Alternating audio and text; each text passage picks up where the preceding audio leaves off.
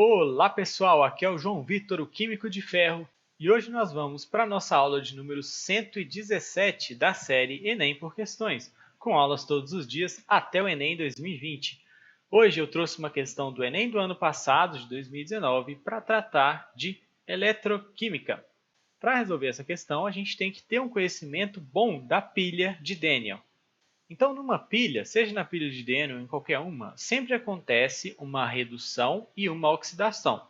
Sempre tem uma espécie que perde elétrons e sempre tem uma espécie que ganha elétrons. Para que ela aconteça, para que ocorra o fluxo de elétrons de um canto para outro, de uma espécie para outra, e esse fluxo de elétron gere uma corrente elétrica que vai ligar alguma coisa, que é o funcionamento da pilha. Então, no funcionamento de uma pilha, você tem uma espécie que vai perder elétrons. Então, vamos supor que a espécie da direita está perdendo elétrons. Esse fluxo de elétrons gera uma corrente elétrica que vai passar dentro de alguma coisa e vai ligar alguma coisa. E aí, essa espécie de cá vai receber esses elétrons. A espécie que perde elétrons, ela sofre oxidação, que é o processo de perda de elétrons. E essa parte da pilha, onde fica o eletrodo que sofre oxidação, a espécie que sofre oxidação, é chamada de anodo ou ânodo. Já vi dos dois jeitos. Já a espécie que recebe elétrons sofre uma redução, que é o processo de receber elétrons e, portanto, reduzir o seu NOx, seu número de oxidação. E numa pilha, esse lado da pilha, essa espécie é chamada de cátodo ou cátodo, também já vi dos dois jeitos.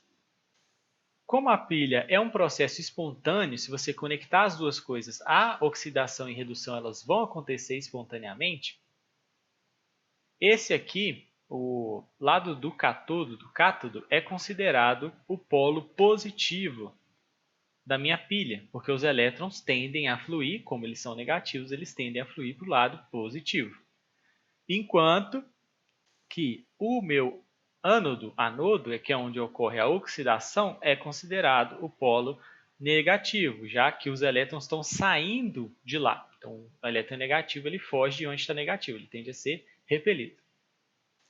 E numa pilha, para que ela continue gerando essa corrente elétrica aqui, tem que ter uma espécie de conexão entre os dois polos dela para equilibrar as cargas negativas que vão ficar em excesso aqui na parte positiva e as cargas positivas que vão ficar em excesso aqui no ânodo, no eletrodo da oxidação.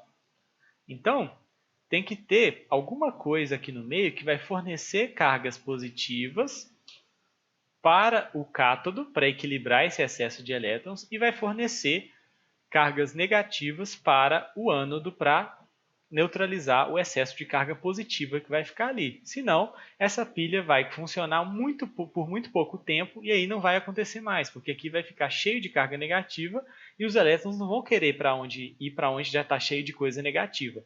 E aqui vai ficar cheio de coisa positiva, os elétrons não vão querer sair de algum lugar que está positivo. Então, precisa desse elemento aqui que vai dar equilíbrio aos dois lados, que é a ponte salina. Essa ponte salina, na pilha de Daniell, é literalmente uma ponte.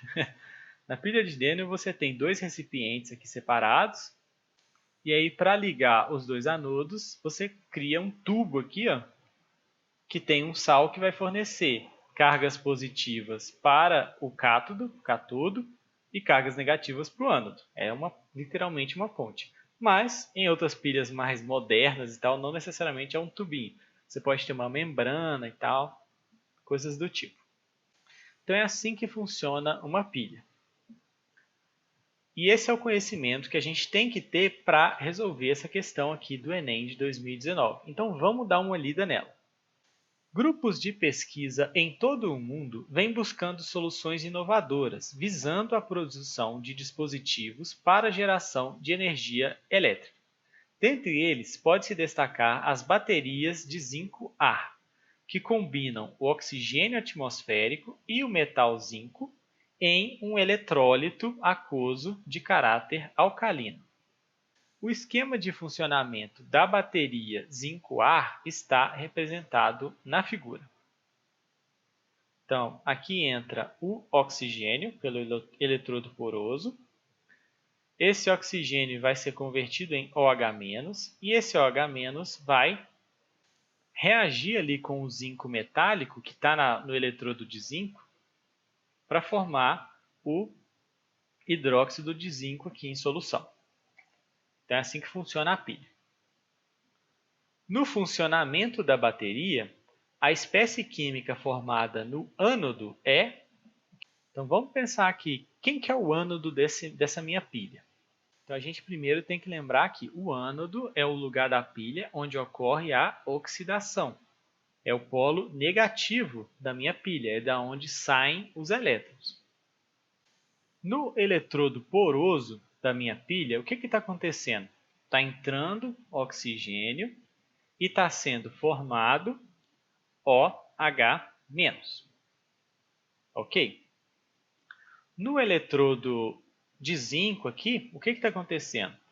Eu tenho uma barra de zinco metálico e esse zinco metálico está sendo transformado em CnOH4 2-. A gente pode pensar aqui em calcular o NOx, o número de oxidação dessas espécies aqui antes e depois da reação. Lembrando que o NOx me dá a quantidade de elétrons que estão em volta desse átomo neutro ou em ligação. Então, no início, o oxigênio, a molécula de O2, tem NOx zero. Substâncias simples têm NOx igual a zero, porque elas não estão nem com mais nem com menos elétrons do que estariam no seu estado normal, no seu estado simples. Aqui, qual que é o NOx do oxigênio? O NOx do hidrogênio é mais 1, porque nesse OH eu tenho um par de elétrons compartilhado entre um oxigênio e um hidrogênio, só que esse par de elétrons aqui está mais próximo do oxigênio, ele é mais eletronegativo, então o hidrogênio tem carga mais 1, está faltando um elétron para ele, está faltando uma coisa negativa, ele fica positivo. E o oxigênio está com 2 elétrons aqui a mais do que o seu estado fundamental, que seriam 6 elétrons. Então, o NOx dele é menos 2. Por isso que essa carga aqui, do OH é OH-, porque eu tenho menos 2 do oxigênio, mais 1 do hidrogênio. Se eu fizer essa soma, fica menos 1. Então, o oxigênio foi de 0 para menos 2. O que aconteceu com ele? O NOx de 0 para menos 2, ele ficou negativo, ele ganhou elétrons. Quem ganha elétrons sofre redução. Quem sofre redução está no cátodo, ou catodo. Vamos calcular o NOx do zinco.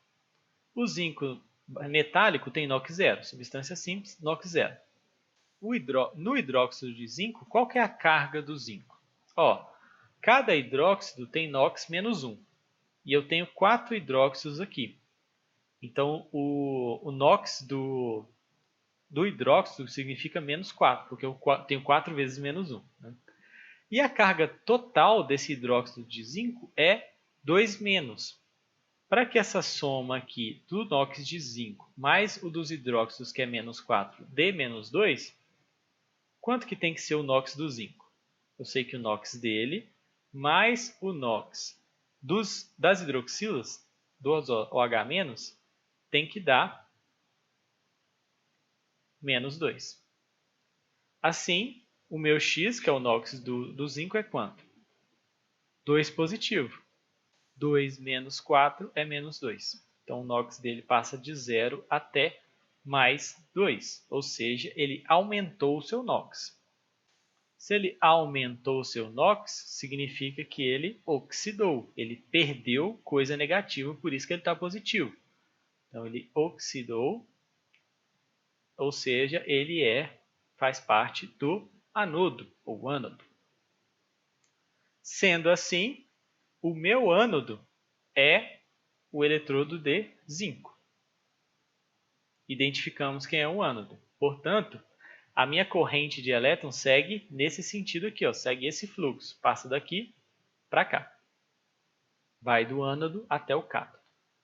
Assim, o comando é, no funcionamento da bateria, a espécie química formada no ânodo é qual? Qual que é a espécie química formada no ânodo? No eletrodo de zinco, o que está sendo formado é o hidróxido de zinco. Ou seja, a resposta correta é a letra E. Então, essa questão, pessoal, exigiu o seu conhecimento básico aqui de uma pilha, de como funciona uma pilha e de identificação de quem é o anodo, quem é o catodo, quem sofre redução, quem sofre oxidação, para onde está o fluxo de elétrons, né? Então, é importante fazer isso e calcular o NOx às vezes ajuda nisso daqui. Beleza? Então, essa foi a aula de hoje. Se vocês gostaram, espalhem para os seus amigos que também vão fazer a prova do Enem e a gente se vê amanhã. Até a próxima e tchau, tchau!